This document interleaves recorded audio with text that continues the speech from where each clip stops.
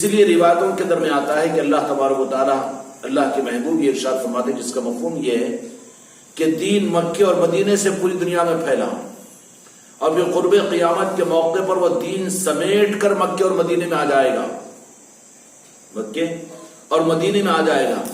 تو اللہ نے جو مرکزیت دین کے معاملے میں مکے اور مدینے کو عطا فرما دی، بعد کی کسی صدی میں، کسی تاریخ میں، کسی ملک میں اور کسی بادشاہ اور کسی دینی تحریک یا کوئی دینی نظام اس مرکزیت پر نہ حرف لا سکتا ہے نہ ختم کر سکتا ہے، کیونکہ اللہ تبارک و تعالیٰ کا یہ نظام ہے۔ ہندوستان چاہے کتنی بڑی دین کی خدمت کیوں نہ کر لے، لیکن مرکزیت کا مقام دین کا جو رہے گا، یہ نہیں ہوگا کہ اس زمانے میں مکہ اور مدینہ تھا، ہندوستان سے دین کی بڑی خدمت ہوئی، ہندوستان سے دین زندہ ہو رہا ہے، لہذا دین کا مرکز اب ہندوستان کو بنا دو، یا دین کا مرکز ہندوستان کے فلاحی ادارے کو بنا دو۔ بالکل نہیں۔ حقیقت کے ساتھ میں اللہ کا یہ قانون ہے کہ مرکزیت مکے اور مدینے کو ملے گی، دین کی خدمات ہوتی رہے گی۔ کبھی دین کی خدمات کو اللہ تبارک و تعالیٰ نے کسی ملک سے لیا، کبھی کسی ملک سے لیا، کبھی کسی ملک سے لیا، لیکن مرکزیت نہیں بن سکتی، مرکزیت نہیں بن سکتی۔ اب دین کے معاملات کے اندر میں سب کی نظر جہاں پر دین اور شریعت کی بات آئے گی تو اس کی مرکزیت کے لیے مدینے کی طرف میں اور مکے کی طرف میں جانا پڑے گا۔ لیکن ایک رخ ایسا ہے کہ راہ طریقت اور راہ ولایت جو دین کے سنبھالنے کے لیے دوسرا سہارا ہے، کیا ہے؟ راہ طریقت دین کے سنبھالنے کے لیے رب العالمین کے انتظام کے مطابق میں دین کی حفاظت کا اور حق دین کے دنیا میں قائم اور باقی رکھنے کا اللہ کی طرف سے راہ طریقت اور راہ ولایت دوسرا سہارا ہے۔ مرکزیت مکے اور مدینے کو ہے، لیکن ولایت کے رخ کے اوپر دو جہاں کے مالک میرے آقا نے جب حضرت اویس قرنی رضی اللہ تعالیٰ عنہ کی ملاقات کی بات حضرت عمر فاروق اور مولا علی مشکل کشا علیہ السلام کے سامنے ارشاد فرمائی تو یہ رخ نہیں بتایا کہ وہ خود مکے اور مدینے کو ان کو بلا لو تاکہ مرکزیت مضبوط ہو جائے گی اور لوگوں میں ایک عنوان بھی ہو جائے گا کہ مکے کی بات ہے، مدینے کی بات ہے، بلکہ کیا کیا کہ طریقت کی راہ کی رہبری کے حاصل کرنے اور طریقت کی راہ کے اس نمائندے سے ملاقات کرنے کے لیے مکے اور مدینے میں بلایا، اور بلا کر مکے سے پھر وہ راہ ولایت اور ولایت کی ذات جہاں پر رہتی تھی ان کا تعارف کروایا، اور بنفس نفیس سیدنا عمر فاروق رضی اللہ تعالیٰ عنہ اور مولا علی مشکل کشا علیہ السلام نے قرن کا سفر فرمایا۔ اس کا مطلب کیا ہوا کہ دین مکے اور مدینے میں نازل ہوا اور دین کے امین صحابہ کرام خلفائے راشدین، لیکن ولایت کے رخ کو سمجھانے کے لیے کیا فرمایا کہ ولایت کے لیے یہ ممکن ہے کہ مرکزیت تو مکے اور مدینے کی رہے گی، عظمت تو قیامت تک رہے گی، لیکن ولایت جہاں ولی ہوگا اس علاقے کی اور اس ملک کی عظمت کا عالم یہ ہوگا کہ عظمت والے لوگ بھی وہاں پر آئیں گے۔ کیا ہوگا؟ عظمت والے لوگ بھی وہاں پر آئیں گے۔ کیوں کہ طریقت کا نظام یہ ہے کہ دین اور شریعت کے نظام کو اللہ نے قرآن و حدیث کے ساتھ میں نسبت عطا فرما دی۔ وہاں پر ذات مصطفیٰ کی بات ہے میرے آقا کی، اور رب العالمین کے احکامات کی بات ہے، قرآن پاک کی بات ہے، لیکن ولایت کے اندر میں اللہ تبارک و تعالیٰ نے اپنی حکمتوں کے ساتھ میں ذاتوں کے ساتھ اور نفوس کے ساتھ میں جوڑ دیا، ذاتوں کے ساتھ نفوس کے ساتھ میں جوڑ دیا کہ جہاں ولی ہے وہاں ولایت کے اثرات ہیں، جہاں اولیاء ہوں گے ان کے ولایت کے اثرات ان کی ذاتوں کے ساتھ میں رہیں گے، علاقوں کے ساتھ نہیں ہوں گے۔ علاقوں کو عظمتیں اور علاقوں کو ان کا تعارف اور علاقوں کا مشہور ہونا دنیا میں یہ ہوگا کہ وہ اولیاء کے ساتھ میں ہوگا، لیکن یہ نہیں ہوگا کہ کسی علاقے کی وجہ سے کوئی ولی مشہور ہو، کوئی علاقے کی وجہ سے ولی مشہور ہو کہ وہ بغداد کے ولی ہیں، اس کے لیے ان کی وجہ نہیں۔ بغداد شریف کی عظمت پیران پیر غوث اعظم کی وجہ سے، غریب نواز کی وجہ سے اجمیر شریف کو اور ہندوستان کو عظمت ہے، ہندوستان کو اور اجمیر کو عظمت اجمیر اور ہندوستان کی عظمت کی وجہ سے خواجہ جی کو عظمت کا کوئی سوال نہیں. اسی طریقے سے یہاں پر راہ طریقت کا رخ ذرا بدل جاتا ہے کہ وہاں پر علاقوں کی افضلیت اور علاقوں کی اب وہ مرکزیت نہیں دین اور شریعت کی، بلکہ طریقت کی مرکزیت ذاتوں سے جڑ کر وہ علاقے اور وہ ملک بن جاتے ہیں. اس لیے اولیاء اکرام اللہ کے منتخبہ بندے ہوتے ہیں، لیکن ان کی پہچان پیران پیر غوث العظم دستگیر سیدنا شیخ عبد القادر جیلانی، یہ تو آپ کا اسم مبارک ہے، لیکن ساتھ میں کہا جائے گا کہ بغدادی، پھر کہا جائے گا کہ خواجہ معین الدین چشتی اجمیری، صابر پاک کلیری، محبوب الہی نظام الدین اولیاء دہلوی، ہوگا کہ نہیں ہوگا؟ تو وہ علاقوں کی نسبت ان اولیاء کی وجہ سے ہو جاتی ہے، وہ علاقے منور ہو جاتے ہیں، پھر اور اتنی عقیدتیں پیدا ہو جاتی ہے. یہ بھی مستحسن ہے کہ جو اولیاء کے قدرداں ہوں گے ان کی وجہ سے وہ علاقے بھی قابل تعظیم قابل احترام بن جاتے ہیں. ہندوستان کی عظمت، بغداد شریف کی عظمت اور اہمیت یا کلیہ شریف کی اہمیت اور عظمت، اگر کسی کے سچے دل میں اولیاء کی محبت ہو تو ناگپور سے محبت اس لیے نہیں کہ 200 کلومیٹر دور ہے، یا اس لیے نہیں کہ وہاں پر وشو ہندو پریشد قائم ہوئی ہے، یا اس لیے نہیں کہ وہاں پر بڑی فیکٹریاں ہیں، یا حیدرآباد اس لیے نہیں کہ تلنگانہ کا کیپٹل ہے، نہیں، بلکہ جو اولیاء سے محبت کرنے والا ہوگا تو فوراً اس کی نظر جیسے ہی ناگپور نام آئے گا تو تاج الاولیاء کی طرف اس کی نگاہ جائے گی، دل کا رخ جائے گا. حیدرآباد کا رخ آئے گا تو حضرات یوسفین کی طرف میں یا پھر اولیاء کی طرف میں جائے گا. ہوگا کہ نہیں ہوگا؟ کیوں کہ اولیاء کو علاقوں کی وجہ سے عظمت اور مقام نہیں ملتا، بلکہ خدا کا قانون اہل طریقت میں یہ ہے کہ وہ جس علاقے میں رہتے ہیں جب وہاں پر وہ اولیاء پہنچ جاتے ہیں تو ان علاقوں کی عظمتیں بڑھ جاتی ہیں اس اولیاء کی ذات کی وجہ سے. اس لیے حضرت عمر فاروق رضی اللہ تعالیٰ عنہ مکہ مکرمہ کے اندر میں تشریف لائے ملاقات کے لیے. ایک دینی نظام کے لیے تو بہت اچھا ہوتا کہ حضرت اویس قرنی رضی اللہ تعالیٰ عنہ کو یہاں پر بلا لیا جاتا، مکہ مکرمہ کو یا مدینہ منورہ کو اچھا بلا لیا جاتا. یہ ناممکن بھی نہیں تھا، جبکہ میرے آقا نے خود مدینہ پاک میں ظاہری صورت میں حضرت اویس قرنی رضی اللہ تعالیٰ عنہ کو بلا کر صحابہ اکرام کے سامنے تعارف نہیں کروایا. حالانکہ وہاں تو میرے آقا کے اختیار کی بات تھی، ایک لمحے کا 1000واں حصہ بھی نہیں لگتا. اگر میرے مصطفیٰ اگر چاہ لیتے کہ اویس قرنی کو لا کر یہاں پر پیش کر دیا جائے تو آ سکتے تھے کہ نہیں آ سکتے.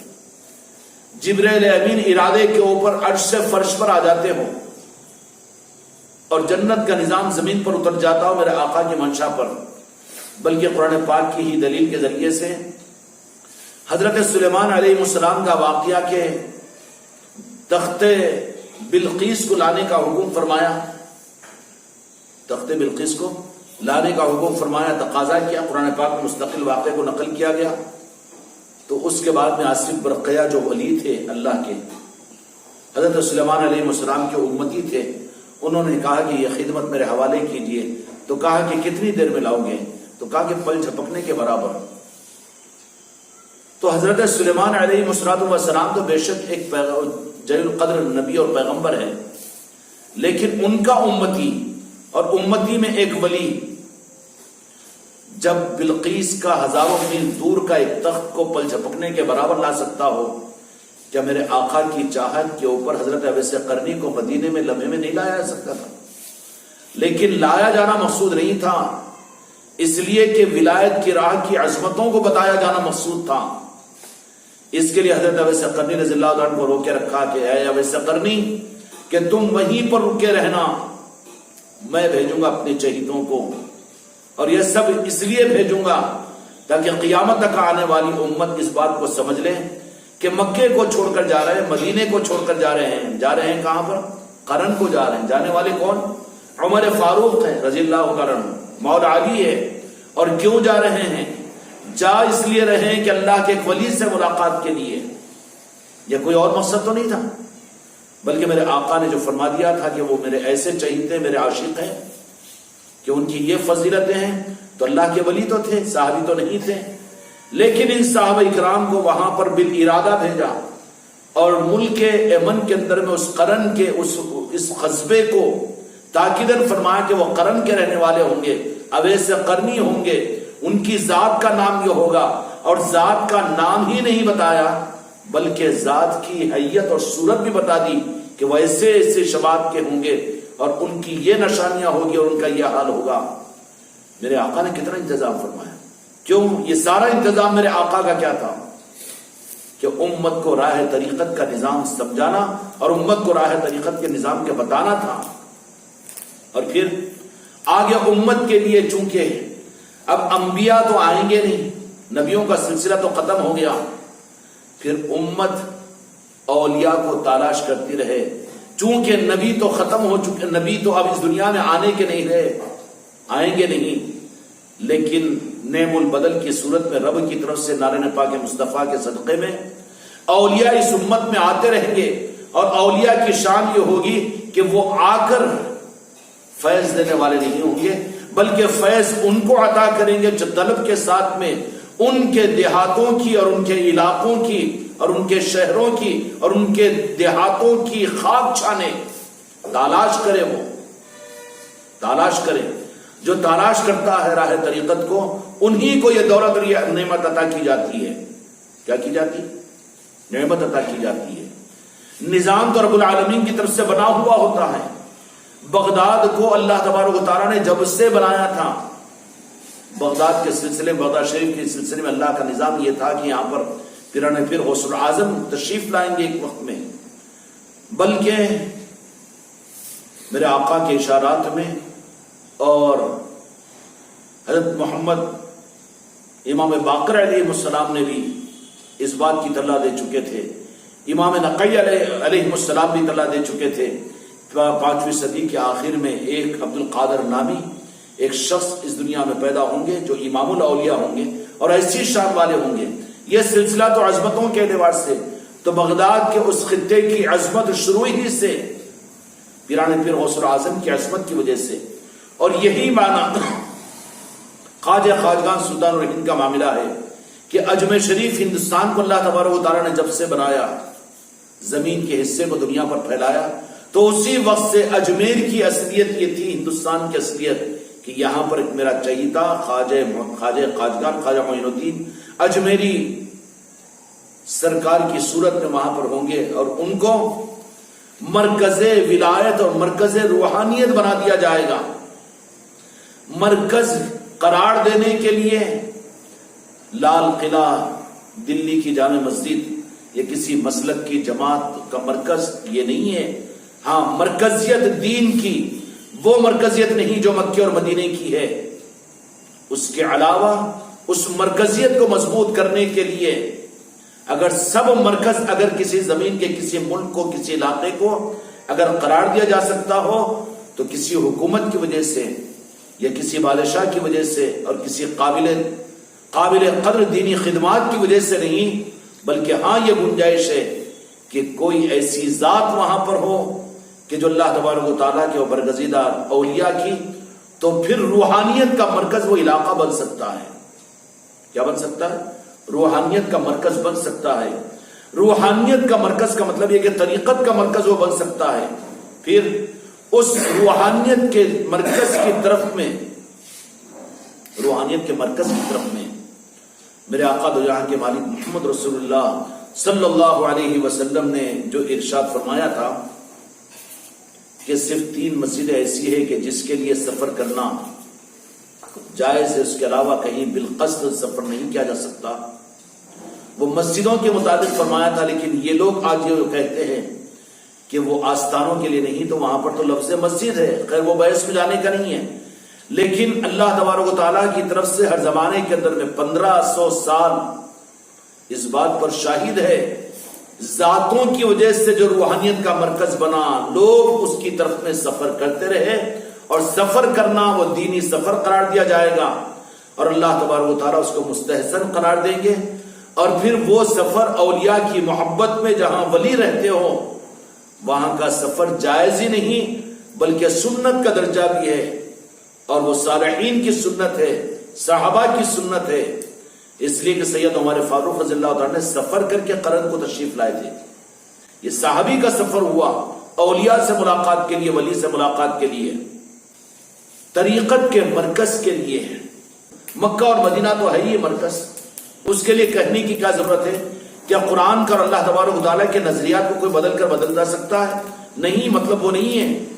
لیکن وہ مکہ اور مدینہ تو مرکز ہے دین کا، لیکن طریقت کا مرکز ذاتوں کی وجہ سے، اولیاء کی وجہ سے، وہ مرکز کو اللہ تبارک و تعالیٰ ان اولیاء کے ذاتوں کی وجہ سے۔ تو طریقت کی راہ کے اندر میں اللہ تبارک و تعالیٰ بھی اپنے ان برگزیدہ بندوں کی ذاتوں کی وجہ سے، وہ جہاں پیدا ہوتے ہیں، جہاں وہ رہتے ہیں، اور جہاں ان کی آستانے اور آرام گاہیں بنتی ہے، وہ طریقت کے مرکز اور طریقت کے فیضان کے چشمے ہوتے ہیں۔ اور وہاں پر جانا 1500 سالہ تاریخ کے اندر میں سفر کیا صالحین نے، سفر کیا اولیاء اکرام نے، سفر کیا بزرگان دین نے، سفر کیا تابعین نے، سفر کیا تبع تابعین نے، اور سفر کیا صحابہ کرام نے بھی، سفر کیا صحابہ کرام رضی اللہ عنہم نے بھی، اور پھر اولیاء نے بھی کیا۔ چنانچہ سلطان الہند خواجہ خواجگان جب ہندوستان میں تشریف لا رہے تھے تو اس سے پہلے آپ نے کہاں پر چلہ فرمایا؟ علی حجویری رحمۃ اللہ علیہ لاہور شریف میں، وہاں پر داتا گنج بخش رحمت الرضوان کی آستان مبارک پر، تو بالقصد وہاں کا سفر کیا، وہاں پر قیام کیا، فیض حاصل کیا۔ کیوں کہ لاہور میں رہنے کی وجہ کیا رہی؟ کوئی اور مقصد نہیں تھا، صرف دادا گنج بخش رحمت الرضوان کی جو لاہور میں جن کا آستانہ، ان کی چوکٹ، ان کے فیض کو لینے کے لیے اور یہ رخ بتانے کے لیے کہ اولیاء کا طریقہ یہ ہے کہ اپنے اوپر کے جو اولیاء ہیں ان کے آستانوں پر جا کر ان سے فیض لیا جاتا ہے۔ اولیاء کا فیض کتابوں سے نہیں کہ ان کی کتابیں پڑھ کر حاصل کر لو، نہیں۔ اولیاء کے فیض کے تقسیم کا نظام ان کی آڈیو کیسٹوں سے اور ان کی تقریروں سے نہیں، بلکہ اصل ان کے رہنے کی جگہ، چاہے ان کے خانقاہوں کی صورت میں ہو، اور چاہے ان کے آستانوں کے، ان کے مزارات کی صورت میں ہو، اور چاہے ان کے قیام کی صورت میں کوئی شہروں کے اندر میں ہو، ان کی ذاتوں کی وجہ سے وہ علاقے مشہور بھی ہوتے ہیں، منور بھی ہوتے ہیں، اور اس کی طرف میں سفر کرنا قرآن و حدیث سے ثابت ہے۔ کیا ہے؟ قرآن و حدیث سے ثابت ہے، اور یہ عمل ہے ایک مستقل۔ اور طریقت کے اندر میں تو ایسے مقامات کا بالقصد سفر کرنا چاہیے، اور پھر وہ استفادے کے لیے، طریقت کی ان روحانیتوں کے حاصل کرنے کے لیے یہ سفر انتہائی ضروری ہے۔ سفر کے بغیر وہ کمالات نہیں مل سکتے۔ کمالات اس لیے اولیاء کی تاریخ میں سب سے بڑی میں نے مثال دے دی، کس کی مثال دے دی؟ کہ سلطان خواجہ خواجگان کی، کہ اس ملک ہندوستان میں تشریف لائے تھے، آپ کی قبر مبارک پر رہے، مزار مبارک پر اکتساب فیض کیا اور وہاں قیام کیا، چلہ کشی۔ یہ الگ بات ہے کہ بڑے درجے کے اولیاء ہوتے ہیں تو اللہ کی منشا اور میرے مصطفیٰ کی منشا یہ ہوتی ہے کہ وہ تمہارے بڑے ہیں ظاہری طور پر، لیکن مقام اور افضلیت تو تمہاری ہے، تمہارے جانے سے وہ خوش ہو جائیں گے۔ یہ بھی ممکن ہے کہ بعض اوقات اللہ تبارک و تعالیٰ اپنے ان محبوب بندوں کو زیادہ خوش کرنے کے لیے ان کو جو چھوٹے مراتب اور مقام کے اعتبار سے خدا کے پاس میں اعلیٰ اور عرفہ ہو، یہاں پر عمر نہیں دیکھی جاتی، اور یہاں پر زمانہ نہیں دیکھا جاتا، یہاں قابلیت نہیں دیکھی جاتی، بلکہ یہاں پر پیا جس کو چاہے سہاگن کہلائے، اللہ کی بارگاہ کی اور دو جہاں کے مالک کی بارگاہ کی قبولیت دیکھی جاتی ہے۔ ممکن ہے کہ بعد کے زمانے میں پیدا ہو، لیکن دو جہاں کے مالک کی طرف سے نوازش اس درجے پر ہو کہ پھر بڑے بڑے اولیاء بھی ان کو اپنے آستانے پر آنے پر خوشیوں کا اظہار کرے، کہ ان کے جانے کی وجہ سے وہاں پر جشن منایا جائے اور وہ خوشیوں کا۔ تو دو جہاں کے مالک میرے آقا بڑے بڑوں کے پاس میں بھی، بعد والے تو بہرحال عمر کے اعتبار سے بعد میں، زمانے کے اعتبار سے بعد میں آئیں گے، لیکن ان کے مراتب اور مقام کو دو جہاں کے مالک کی بارگاہ کی قبولیت کی وجہ سے، تو پھر وہ جو جن کو لوگ بڑے کہتے ہیں، لیکن وہ بڑے اولیاء بھی ان حیات کے یا بعد کے ان اولیاء کے، چھوٹے اولیاء کے اپنے آستانوں پر آنے پر بھی خوشیوں کا اظہار کرتے ہیں۔ یہ روح بھی ہے۔ چنانچہ اولیاء اکرام کا کربلا معلیٰ کا جانا، نجف اشرف کا جانا، بغداد شریف کا جانا، یہ بھی تو ثابت ہے ثابت ہے کیونکہ بڑوں کے پاس میں گئے، اکتساب فیض کیے ہیں، اور وہاں نیت اکتساب فیض ہوتا ہے، صرف گھومنا گھمانا سیر و تفریح نہیں ہوتا۔ عام طور پر آج کل غنیمت ہے وہ بھی، لیکن اکتساب فیض کی نیت کے ساتھ میں کہ بھکاری بن کر ان کی بارگاہوں پر پہنچے۔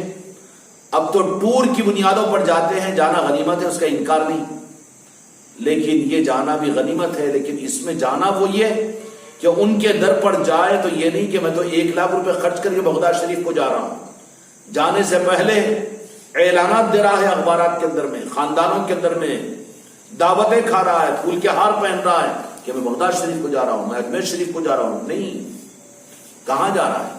سقی کے گھر پر جا رہا ہے، بھکاری بن کر جا رہا ہوں، کیونکہ جو بھکاری بن کر ان کے در پر جائے گا ان کو وہ نوازیں گے، ان کے اوپر نظر کرم پڑے گی۔ سمجھ میں آ رہی بات؟ اور یہی حال تو پھر مکے اور مدینے کے عمرے کا بھی تو ہو گیا، یہ بھی تو ہو گیا، ہوا کہ نہیں ہوا؟ لیکن جانے والے نہ اپنے 10 لاکھ خرچ کرنے کو اپنے نظر میں رکھے، نہ اپنی قابلیت اپنی صلاحیت کو، بلکہ اپنے دل کو بھکاری بنا کر نیت تو یہی کرے کہ یا غوث اعظم آپ بلا رہے ہیں اپنے بھکاری کو، اپنے منگتے کو، تو میں وہ بھکاری میرے داتا ہے غوث اعظم، اور میں اس لیے جا رہا ہوں۔ عمرے کا موقع مل جائے تو کعبۃ اللہ کے اوپر جاؤں گا، مدینہ المنورہ کے اوپر جاؤں گا۔ میں اپنے پیسوں اور خرچ کی بنیاد پر، اپنے پلان و پروگراموں کی بنیاد پر نہیں جا رہا ہوں، بلکہ بھکاری کا کوئی پلان و پروگرام نہیں ہوتا، بلاوا آ گیا اور چلے گیا۔ یہی اپنے آپ کو دل اس طریقے سے تیار کرے کہ وہ بلا رہے ہیں اور میں جا رہا ہوں۔ اور پھر خوش قسمتی سے وابستگان خانقاہ محمدی والوں کا ہر سال قافلہ بھی اجمیر شریف کو خواجہ جی بلاتے ہیں، جانے کا موقع ملتا ہے، لیکن کبھی اپنے ذہنوں کے اندر بھی یہی نہیں رکھ لینا کہ ہم جا رہے ہیں اپنے خرچے سے، اپنے پلاننگ سے، اپنے ریزرویشن کرانے سے اور اپنے ارادے سے، یا ہمارے پیر صاحب لے کر جا رہے ہیں۔ نہیں، ارادے اور نیت اپنے دل کو بالکل الٹا کر دینا چاہیے۔ کیوں؟ کہ ہو سکتا ہے کہ جاتے وقت میں تیرا ہی دل پلٹ جائے اور بلانے سے محروم کر دے۔ جاتا کون ہے؟ اس لیے بعض لوگ کہتے ہیں کہ جاتے وہی ہے جنہیں خواجہ بلاتے ہیں، جاتے وہی ہے جنہیں غوث پاک بلاتے ہیں۔ حق ہے یہ کہ بغیر ان کے اذن اور بغیر ان کے منشا کے کوئی جا نہیں سکتا۔ طلب اپنے اندر میں پیدا ہوگی اور سعادت مندی ہماری ہوگی، سعادت مندی ہماری ہوگی تو پھر ان کی طرف سے پاسپورٹ بھیجا جائے گا کہ ہاں ان کے لیے راستہ کھلا ہے کہ آ جاؤ، آ سکتے ہیں۔ اس لیے اولیاء کے آستانوں پر ان کے جو مراکز بنتے ہیں، اس دھوکے میں ہم نہ رہے۔ اس کے علاوہ کا کوئی مرکز نہیں ہے دنیا کے اندر میں، جو مرکز ہے بعد میں سرکس بن جاتے ہیں۔ کیوں؟ کہ لوگ تو جاتے وہاں پر ہے جہاں سے فیض ملے، جہاں سے کچھ حاصل ہوتا ہے، وہیں کا تو یہ سفر کریں گے۔ تو پھر کیا وجہ ہے کہ 800 برس گزر گئے ہیں خواجہ قادیان سلطان ہند کے پاس، لوگ کم نہیں ہو رہے ہیں، بلکہ جتنا روکا جا رہا ہے اس سے زیادہ ہوتے جا رہے ہیں۔ بغداد شریف کا معاملہ بھی یہی ہے۔ ایسے ہی اولیاء بکمال جو دنیا کے اندر میں ہیں کہ بھئی کیوں جاتے ان اولیاء کے پاس میں؟ جاتے ہیں کہ خدا کا نظام ہے۔ اہل طریقت کے لیے اللہ تبارک و تعالیٰ کی طرف سے دین کا مرکز تو مکے و مدینے کو بنایا، لیکن طریقت کا مرکز اللہ تبارک و تعالیٰ اپنے مقربین اولیاء کے آستانوں کو اور ان کے علاقوں کو، ان کے شہروں کو، ان کے ملکوں کو بنا دیتا ہے۔ اور راہ طریقت کے نظام کے اندر بھی ہلکے پن کے اندر میں بات کہہ دیتا ہوں کہ پیری مریدی کے لائن کے اندر بھی ادب کے اندر میں لوگ، اردو ادب والے بھی کہتے تھے، القاب لکھتے تھے پہلے خط و کتابت کے اندر میں، قبلہ و کعبہ، باپ کو، اپنے استاد کو، اپنے سے بڑے آدمی کو لکھتے تھے کہ نہیں لکھتے تھے؟ قبلہ و کعبہ۔ تو قبلہ و کعبے کا مطلب کیا؟ وہ بیت اللہ کا کعبہ تھوڑی تھا، لیکن ادب کے ساتھ میں۔ اسی طریقے سے پیری مریدی کے اندر میں ان کے لیے اکتساب فیض کے لیے ہر لمحے کا مرکز اور ان کی نظروں کے جمع رہنے کا مرکز ان کے پیر کی ذاتی نہیں ہوتی، بلکہ پیر کا وہ مقام بھی ہوتا ہے، اور پیر کا وہ علاقہ بھی ہوتا ہے، اور پیر کا قیام گاہ بھی ہوتی ہے، اور پیر کا وہ نظام بھی ہوتا ہے کہ جہاں پر یہ پیری مریدی کی وہ ضروری چیزیں ہیں تو نہیں، خدا ہی کا نظام ہے، کیونکہ ان ذاتوں کی وجہ سے وہ علاقے، اللہ تبارک و تعالیٰ کی منشا یہی ہوتی ہے کہ اس سے طالبین کو فیض ملتا ہے، اور فیض لینے کے لیے باادب بننا پڑتا ہے، باادب بننا پڑتا ہے۔ غالباً ابو بکر شبلی رحمۃ اللہ علیہ کوئی اور ہے، بڑے بزرگ ہے اپنے زمانے کے، طریقت کی راہ کے امام ہیں۔ وہ ایک مرتبہ اپنی خانقاہ میں بیٹھے ہوئے، خانقاہ شریف میں، تو بار بار اپنا درس دیتے ہوئے اٹھ رہے ہیں، بیٹھ رہے ہیں، اٹھ رہے ہیں، بیٹھ رہے ہیں۔ تو لوگوں نے کہا مجلس ہو گئی، ختم ہوگی۔ اس کا نے کہا کہ حضرت معمول کے خلاف میں آپ 4-5 مرتبہ اٹھے مجلس سے، مجلس چل رہی ہے نا، دین کی بات چل رہی ہے نا، اب آپ اس حالت کے اندر میں اٹھ رہے ہیں، بیٹھ رہے ہیں، اٹھ رہے ہیں، بیٹھ رہے ہیں، آخر وجہ کیا ہے؟ تو کہا کہ اس کا کیوں پوچھتے ہو؟ تو سرکار فرما تو دیجیے آخر کیا وجہ ہے، فرما دیجیے کیا بات ہے۔ تو کہا کہ سرکار جنید بغدادی رضی اللہ تعالیٰ عنہ کو اپنے پیر و مرشد کی زیارت کے لیے میں جب گیا تھا، آپ کی خانقاہ میں بیٹھا ہوا تھا، تو اس خانقاہ شریف کے سامنے سے کتا گزرا تھا، اس کتے کے پیٹھ پر سفید رنگ کی دھاریاں تھیں، اور وہی ایک کتا پھر میری خانقاہ کے سامنے سے گزرتے ہوئے دکھا مجھے۔ تو جب وہ کتا آتا تھا تو مجھے اپنے پیر و مرشد کی خانقاہ کے سامنے کا کتا یاد آتا، تو اس کتے کے احترام پر میں کھڑے ہو جاتا تھا۔ ادب کا مقام کچھ اور ہے۔ وہ بزرگ نے فرمایا کہ وہ کتا جب اس خانقاہ کے سامنے سے جا رہا ہے تو مجھے وہ کتا یاد آ گیا جو میرے پیر و مرشد کی خانقاہ کے سامنے جا رہا تھا۔ اس لیے اس رنگ کی، اس حیت کے کتے کو دیکھ کر میری جرت نہیں ہوئی کہ احترام میں اس کے لیے اٹھوں نہیں۔ کون سا چیز ہے یہ، کون سا مقام ہے یہ؟ استفادے کا نظام نہیں ہے، کیونکہ مرکز منتقل ہو جاتا ہے، مرکز منتقل ہو جاتا ہے، بلکہ راستہ وہیں سے کھلتا ہے، راستہ وہیں سے بنتا ہے۔ قیامت تک دو جہاں کے مالک میرے آقا نے فرمایا کہ میں 2 چیزیں تمہارے درمیان میں چھوڑ کر جا رہا ہوں، ایک تو قرآن پاک، دوسرے اہل بیت۔ یہ دونوں نظام، ایک تو قرآن کی صورت میں شریعت دے دی گئی اور دوسرے اہل بیت کی صورت میں ولایت دے دی گئی۔ یہ دونوں نظام تمہارے درمیان میں قیامت تک رہیں گے۔ شریعت کے لیے واجبات، سنت، فرائض، وہ سارے کے سارے چیزیں متعین ہیں، ان چیزوں کی رعایت کے بغیر شریعت میں مکمل نہیں ہو سکتے۔ تو ایسے ہی ضروری ہے نا کہ طریقت میں، طریقت کے شرائط کے بغیر ہم طریقت میں مکمل نہیں ہو سکتے۔ یہ نہیں کہ شریعت کا آدھا اصول لے کر طریقت میں چلاؤ تو یہ خلط ملط کرنے کی وجہ سے تو منزلیں کھوٹی ہو جاتی ہے، گمراہ ہو جاتا ہے آدمی۔ اس لیے طریقت کے نظاموں کے اندر دیکھنا پڑے گا کہ طریقت کی راہ کے اندر میں شروع سے اصول کیا رہا۔ اس لیے دو جہاں کے مالک میرے آقا نے حضرت عمر فاروق رضی اللہ تعالیٰ عنہ کو فرمایا کہ جاؤ اویس قرنی کے پاس میں، کہ ان سے تمہاری ملاقات ہوگی اور وہ ان کی ذات ایسی ہوگی، ان کی پہچان یہ ہوگی۔ نشانیوں کو بتایا، نشانیوں کو بتا دیا۔ تو حضرت عمر فاروق رضی اللہ عنہ یہ نہیں کہ چلو اطمینان کر کے بیٹھ جاؤ، بلکہ جستجو میں نکل گئے، مکہ مکرمہ کو آئے۔ مکہ مکرمہ کو جیسے ہی آئے تو مکہ مکرمہ سے پھر وہاں پر لوگوں سے معلوم کیا کہاں جانا ہے، تو ان کے پاس میں اویس قرنی، قرن کے ایمن کے لوگ، ایمن والوں کو بلا کر پوچھا قرن کو جانتے ہو؟ ہاں قرن کو جانتے ہیں۔ وہاں اویس نامی کو جانتے ہیں؟ تو کہا کہ وہ جس کا سوال کر رہے ہیں کہ ہم تو نہیں جانتے، لیکن ان میں سے کہا کہ میں جانتا ہوں، اور وہ بھی بیچارہ ظاہری طور پر دیوانہ ہولا بولا آدمی تھا۔ اس لیے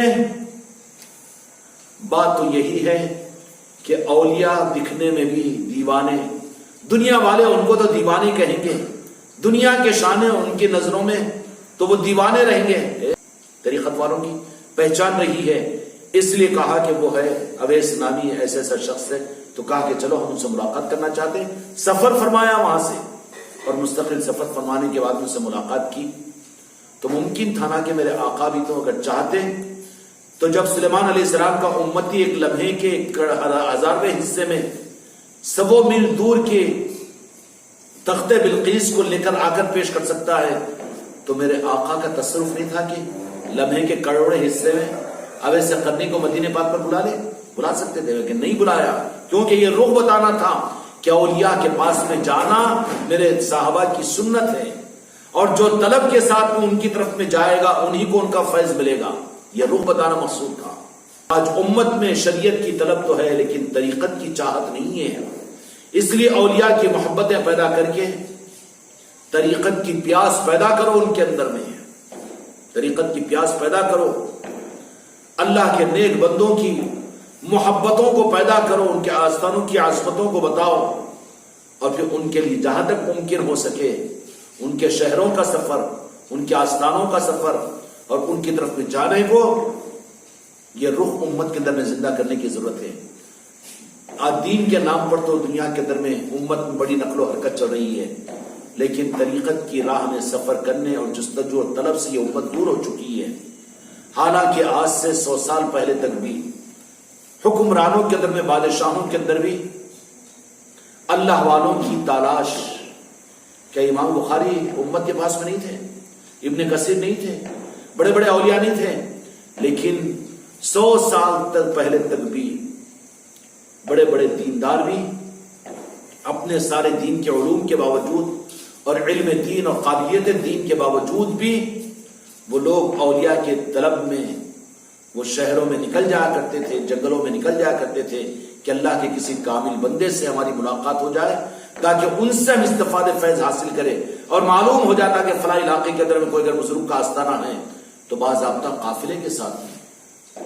اورنگزیب عالمگیر ہے، اکبر اعظم ہے، شاہجہاں ہیں، یہ لوگ اجمیر شریف کو گئے تو پیدل پیا گئے تھے۔ قاسم نانوتوی جب صابر پاک کے آستانے پر جایا کرتے تو پیدل پاؤں رڑکی سے 9 میل کا سفر، 9 کلومیٹر کا سفر بغیر چپل پیدل پیا کیا کرتے تھے۔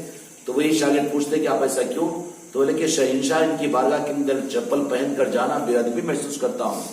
یہ طلب تھی لوگوں کے اندر میں، لیکن یہ جماعتوں اور مسلکوں نے اپنے اپنے مرکزوں کو مضبوط بنانے اور اپنی دکانوں کو چلانے کے لیے بزرگوں کی چوکھٹوں کی عظمتوں کو ختم کر دیا اور وہ امت کلمے سے طلب کو ختم کر دیا۔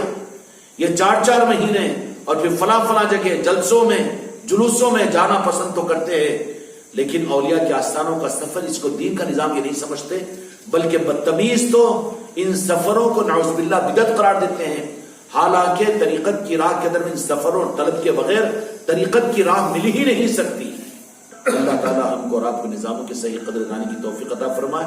اس حق لا الہ الا اللہ۔